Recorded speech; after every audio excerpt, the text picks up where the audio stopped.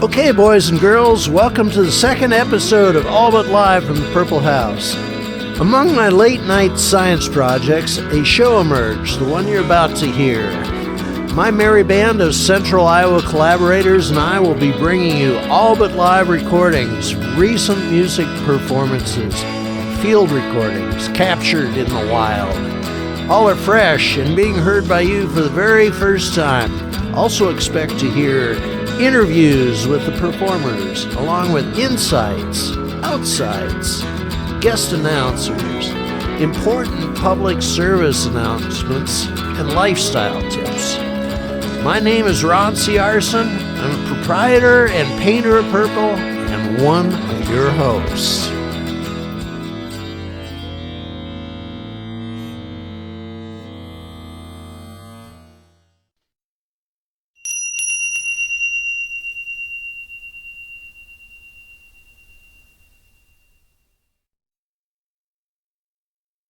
Welcome to the Purple House. Our show is about to begin, but before we do, let's recalibrate our speaker system to optimum audio for your visit.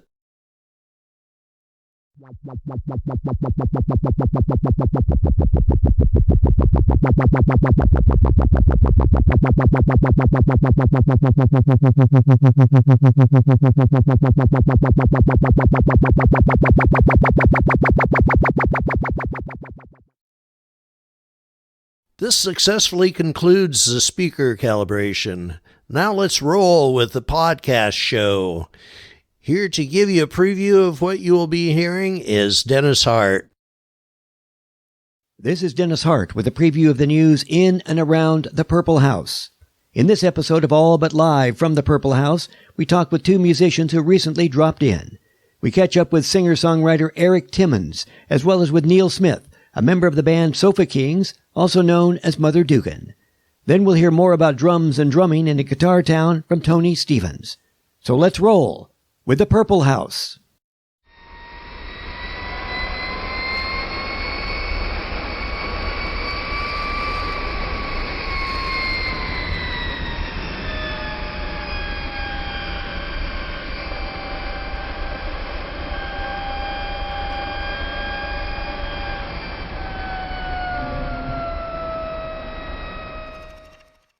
Hello from the Purple House.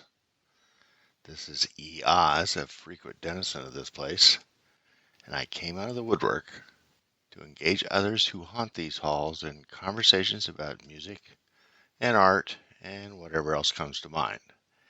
In this episode, I explore the mysteries of songwriting with Erik Timmons and talk to Neil Smith about decades of making good music in the Ames area. So stick around and be sure to like this video and subscribe to the Iowa Music Archive below.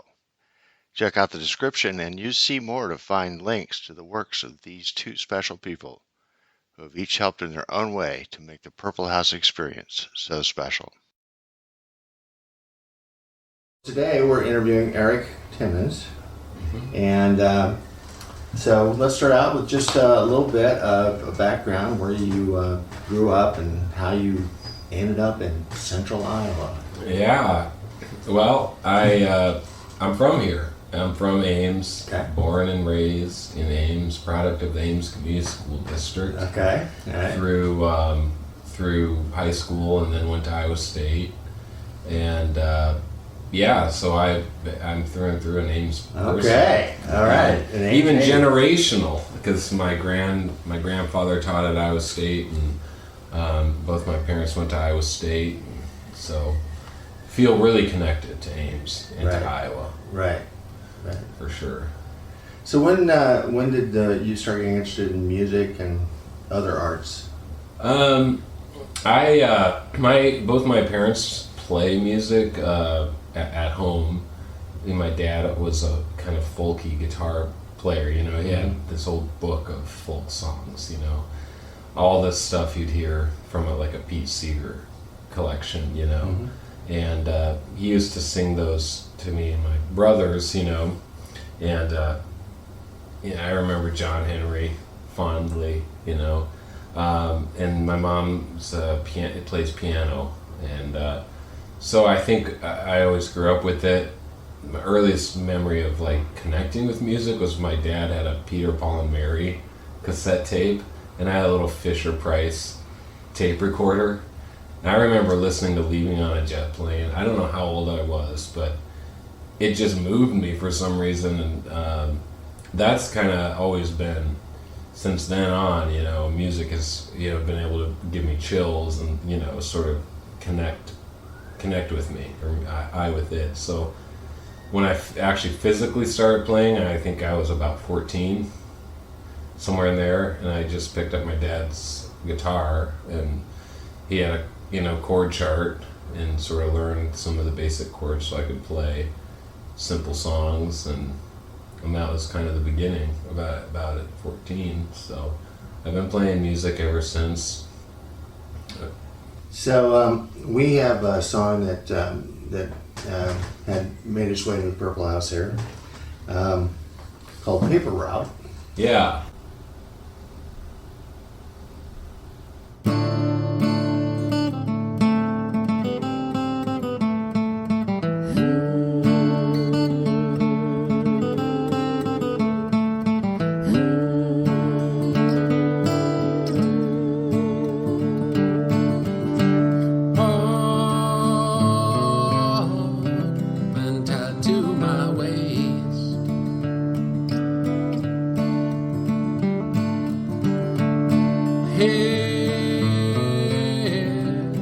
Headphones in my ears,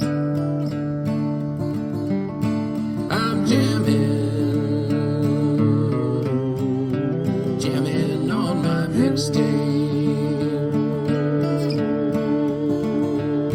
I'm shifting into the lowest gear.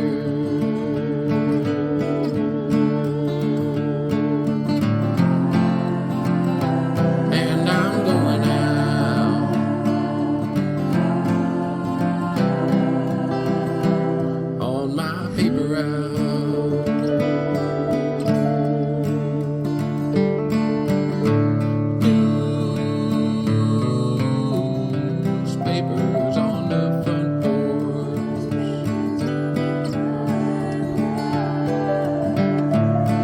been piling up for days.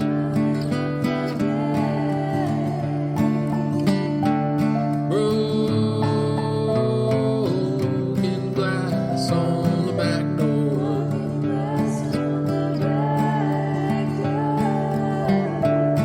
I can't see nothing 'cause you pulled the shades.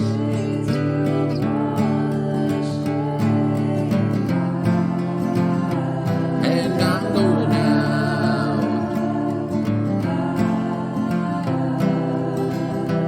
on my paper route.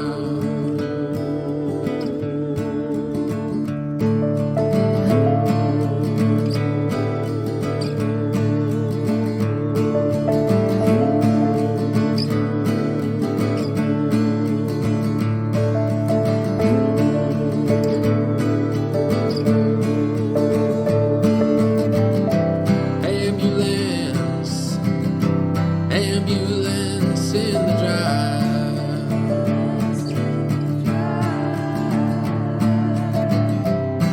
detective Selby found the knife,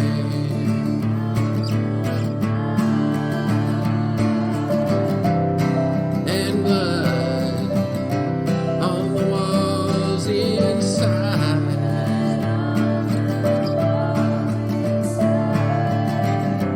I'm the last one that ever seen you alive.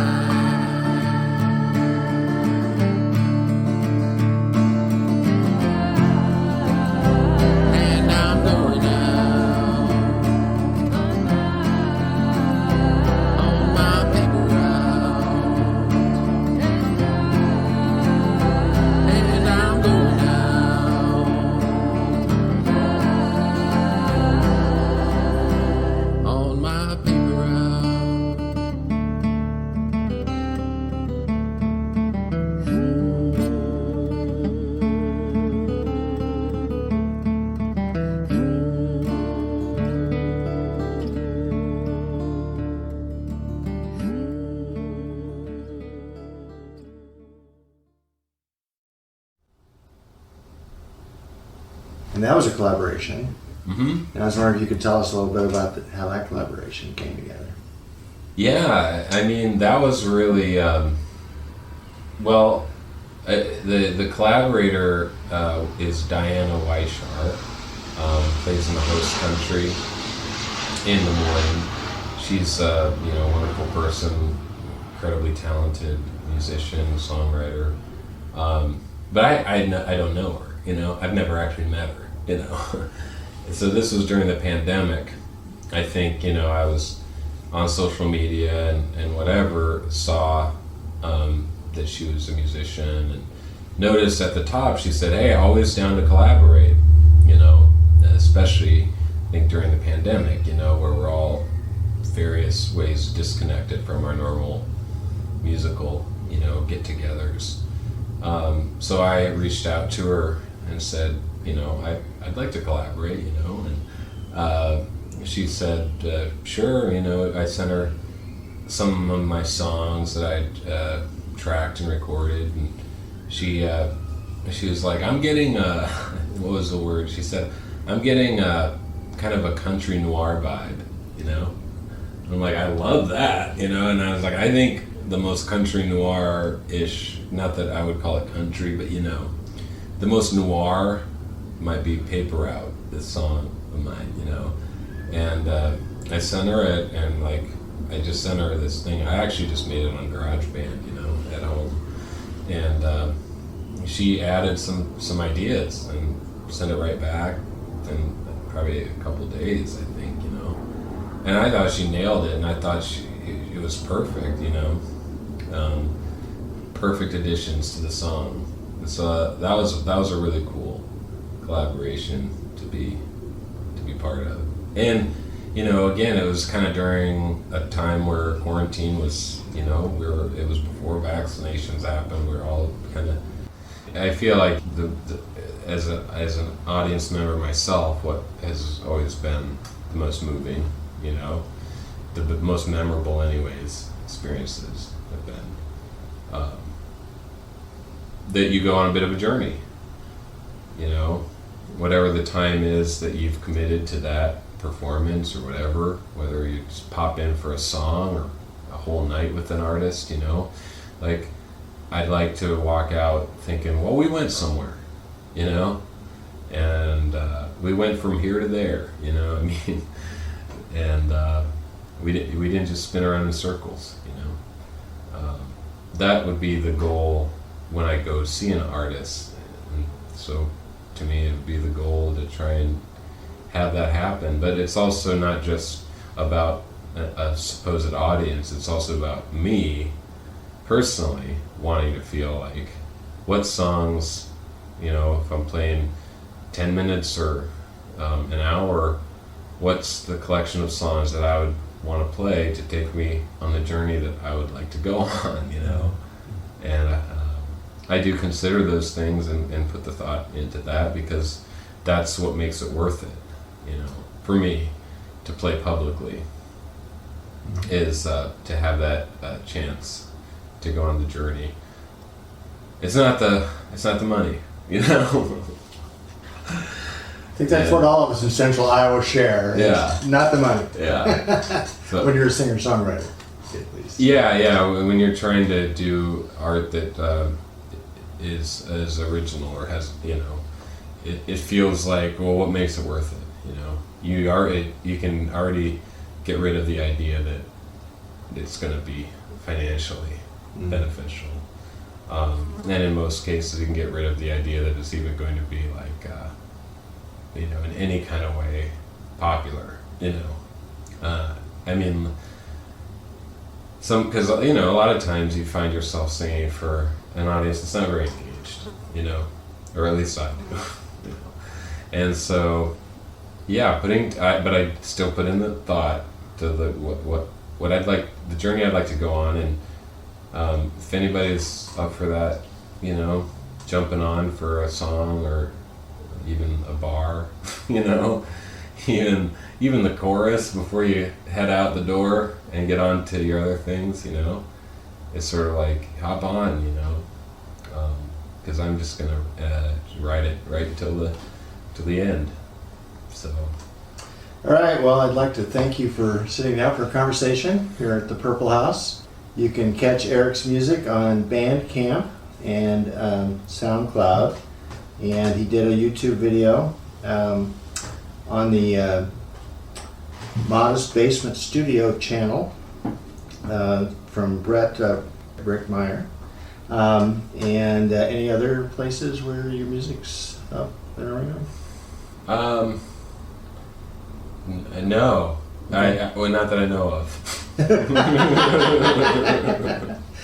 And we hope to have that CD party, sometime when you actually get around to releasing that. There's a guy named Derek Trucks that does an impersonation of me. Okay, all right. So thank you very much, and from the Purple House, signing off.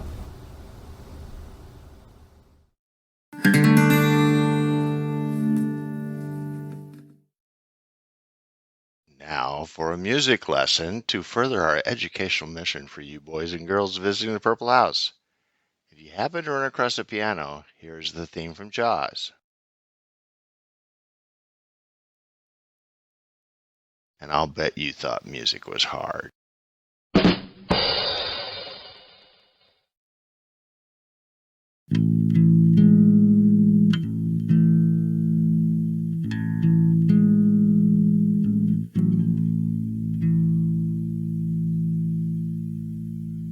And now, something you should know from Blu-ray Q Public. Hello, friends. Recently, I paid a visit to the dermatology department down at the clinic to have some ugly growths on my forehead froze off. While there, an unusual mole was spotted, and a slice of it was taken to the lab so they could evaluate whether it was cancer or not. Well, my friends, since then I have learned the shocking truth of what really happened to my skin sample. Because my wife is on Medicare, even though I'm not, the federal government got involved. Their purpose in taking my DNA was twofold: to use it in making a super race of super soldiers and typing me for the microchip and nanobots. When I was called back to the clinic to remove the rest of the mole, what really happened is that I was injected with nanobots and they implanted the microchip. So obviously the federal government has my serial number now. And is it a coincidence that the resulting scar is exactly the same width as a credit card or most of your smartphones? Now, the way things are going, the nanobots are eating my brains and replacing it with a federal government facsimile. So soon, I may not be responsible for my own behavior. So, if you know the dermatology over at the clinic, you got to know there's in on it. Have you ever been to that dermatology department in the clinic? You ever notice all those empty rooms? I was terrified to find out that they have server farms, propaganda machines, and the control computers for the microchips. And there's a complete arsenal underneath. You know, all them old grocery stores are nuclear bomb shelters. So there's also lots of room for the bird drones that sit on the wires and recharge, and all those ideologies they put in the vaccines. I just thought this was something you should know. This has been a public service announcement from Blu-ray Q Public. Next, I have a conversation with Neil Smith, a veteran of the music scene in and around Ames and Iowa for nearly 40 years. Neil has played bass and sung with many people and helped capture the songs and music on tape and video. His wisdom and insight into how special the music is for the people of this area entranced me, and I hope it will entrance you as well. We recorded an album in 2012. Of course, that's when it was released, so we started sometime before that, but I don't think it took 3 years. And that was with Dennis Hayslip at the ARC, the Alexander Recording Company. What was that like? That was fun. It was fun. We would lay down tracks together. Maybe not all the parts and stuff.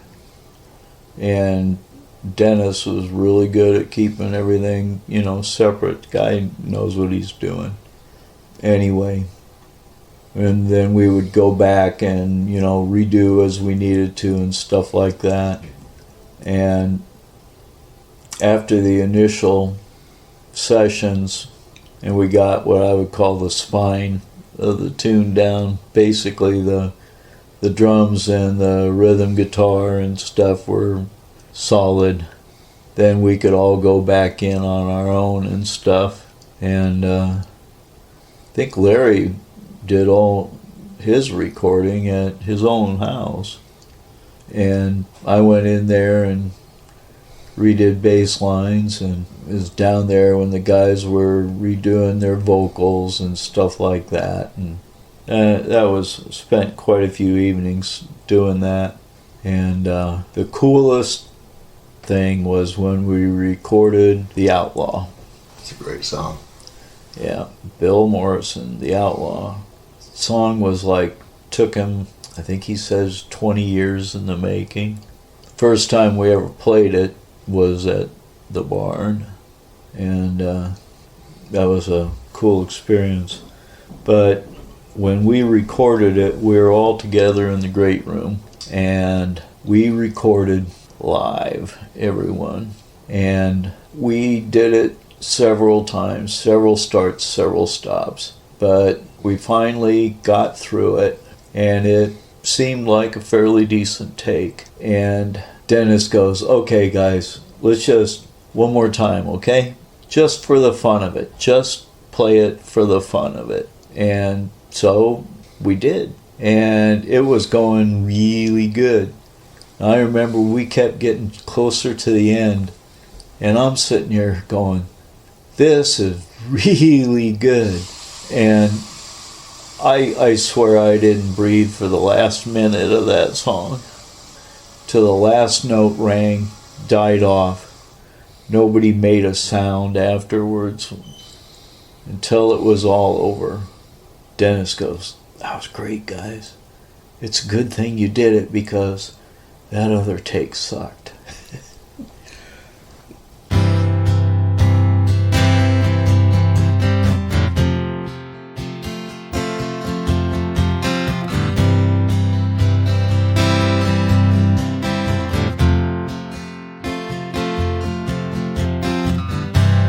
I knew an outlaw on the run,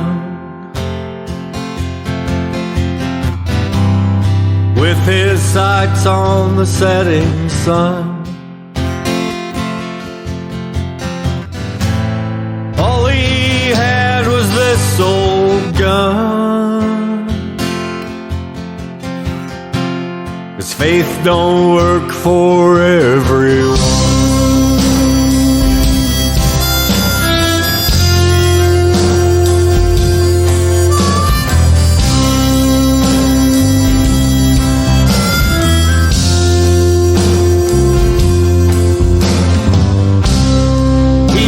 Sat there in the sand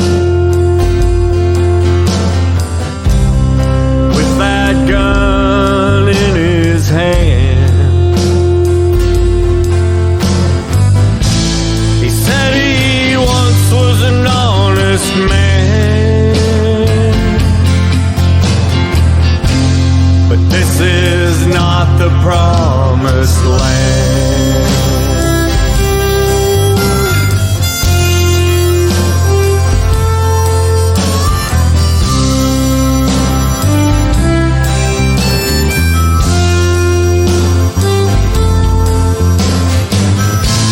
The scene we watched so long ago,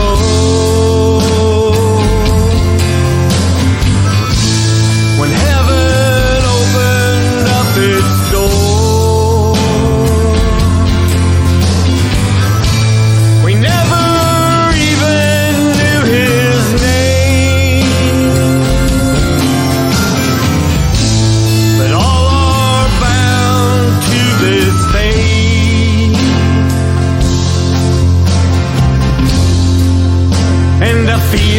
like I've just been shot.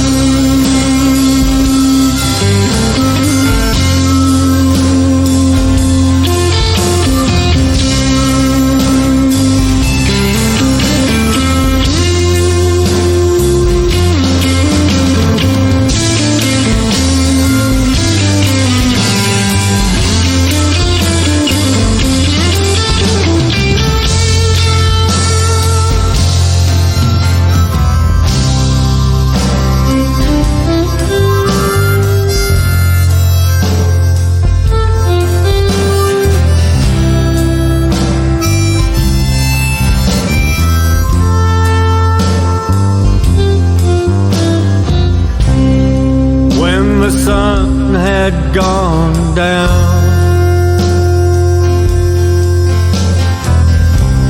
I saw his body on the ground. We said goodbye without a sound. Now this old cowboy's leaving town.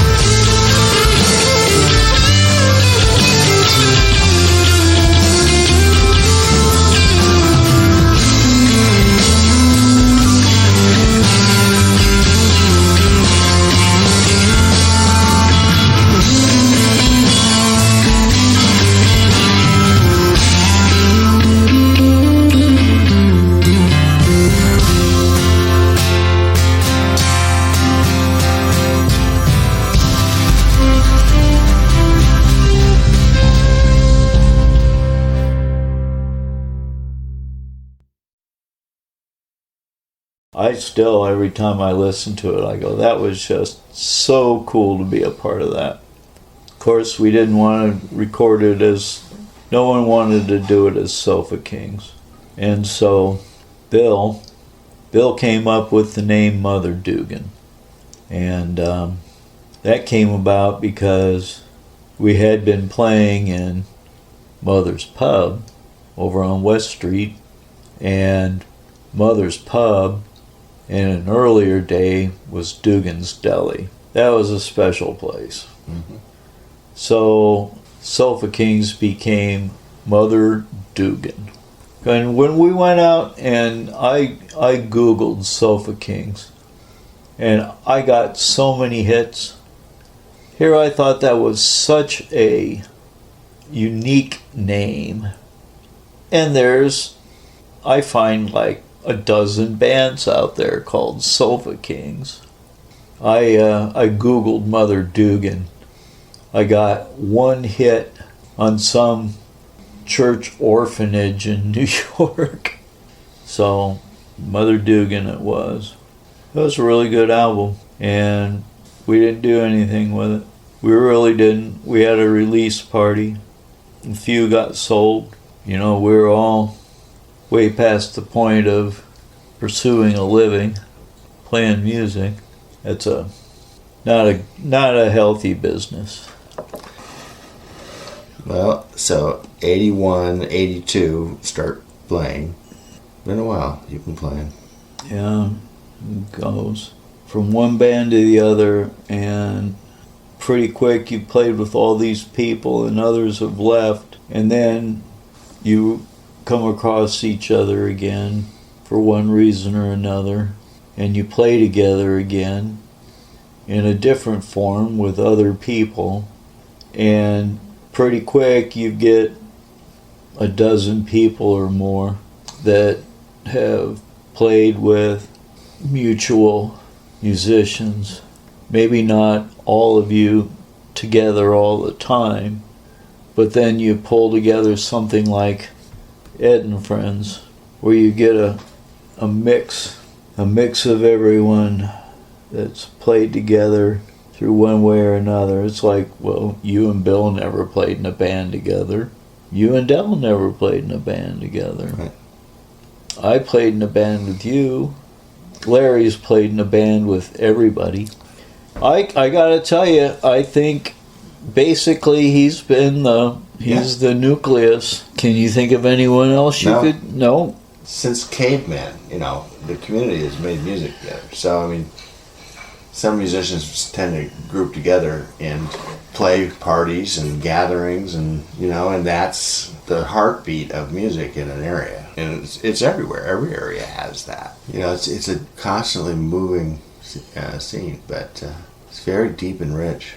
Just things in and out all through the years, and all of it interconnected and weaving. Larry and I once thought we should go to the grocery store and get some meat wrapping paper and sit down and make a timeline. First it was going to be Red's band, but now I think what would really be cool is to do it with all the offshoots here and there, because gosh, we've all been playing together and mixing and melding, and I think that's the kind of thing I want somehow to preserve, somehow to pass on, that this is the way we lived our lives in our music, and it's timeless in terms of every generation has musicians that go through this, and it's a wonderful dance. You meet a lot of people, and you learn from every one of them. Play with people, you just play something different than what you played before, just a little bit. 98% of my friends are the people I've played music with over the years. These conversations are just a taste of the good music and enlightening relationships forged in the Purple House. I hope you check out the links in the description below and email the Iowa Music Archive with ideas for what you would like to hear in future episodes, or comment below. This is E. Oz for the Purple House, disappearing into the woodwork again to be summoned back for more good times.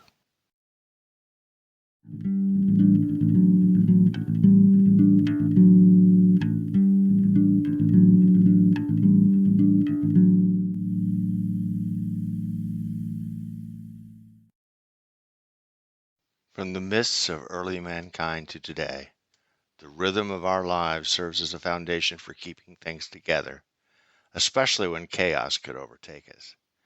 Like the drums on a ship synchronizing oars to the chant, or Blue Angel pilots chanting to keep from colliding with each other, the drumline in a marching band is a heartbeat shared by the people who need to work together, when each must do their part, but everyone must stay in harmony to save life and limb, or just have a wonderful time of fellowship. Such a bulwark against chaos have held tribes together for centuries and helped humanity exceed the limits we never knew we could surpass when we have undertaken great efforts together. Those who teach percussion to others give us all a precious gift, that without that knowledge could tear us apart. Tony Stevens is one of those masters of the heartbeat of music, who teaches Ames students how to learn the craft of percussion and, from that, infect them with his special enthusiasm to pursue this most fundamental of musical arts for the rest of their lives. So here is Tony Stevens, master of percussion, for your listening pleasure and to help us all keep it together. The pipe and reel, big drums, it's the tradition of drumline connects back to them. A movie? Drumline? Well, in some respects, yeah. So it's just a very, it's a beautiful thing to see. And those guys, oh man, they're so fast and powerful. As I was teaching my students here, and they're in drumline, and I'm checking their grip, and they're being told things that are different than what I know. And so I wanted to just get them better instruction. So I tracked down Amanda Muse. I found her, and she's an award-winning drumline performer and instructor. And we flew her out here, and she did a clinic for us. And talk to those students, my guys and gals from my kids from Ames High. And so then we got connected to Skojo and his legacy and the Blue Devils Phantom Regiment. I got a couple of my kids now that are playing with the group out of Ankeny. The European armies were marching to their drums. Literally, you hear that statement. He's marching to, marches to a different beat or a different drummer kind of thing. The drummers would send the messages in the battlefield. They would, I don't have a snare drum with me, but of course, you're playing.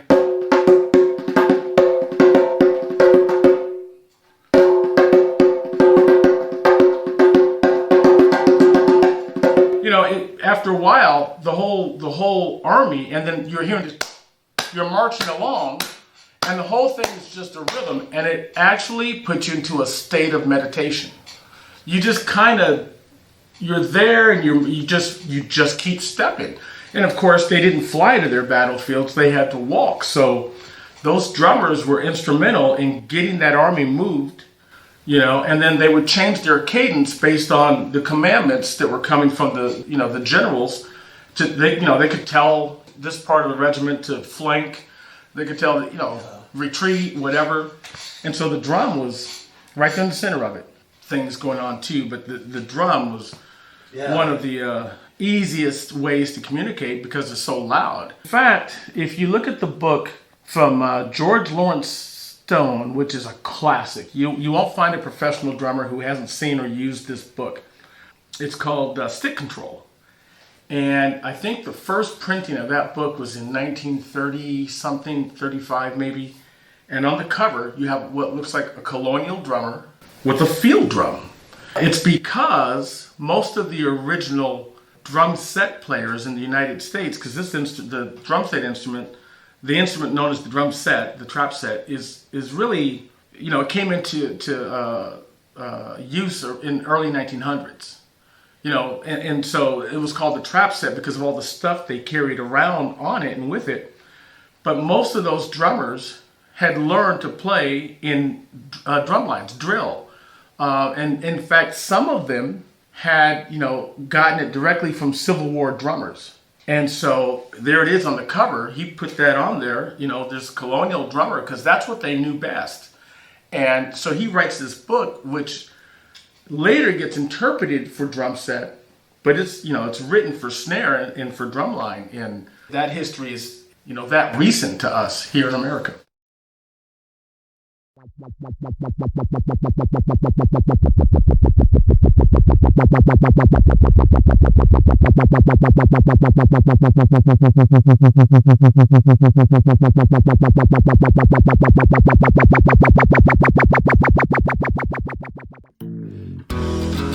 Thanks for visiting the Purple House. Be sure to check out the description below with links to the songs and music you just heard. And hit that like button and subscribe to Jay's excellent YouTube channel, Iowa Music Archive. If you like what you hear, ring the bell to be notified of future videos. Please exit through the gift shop, and we'll see you again next time for another episode of Purple.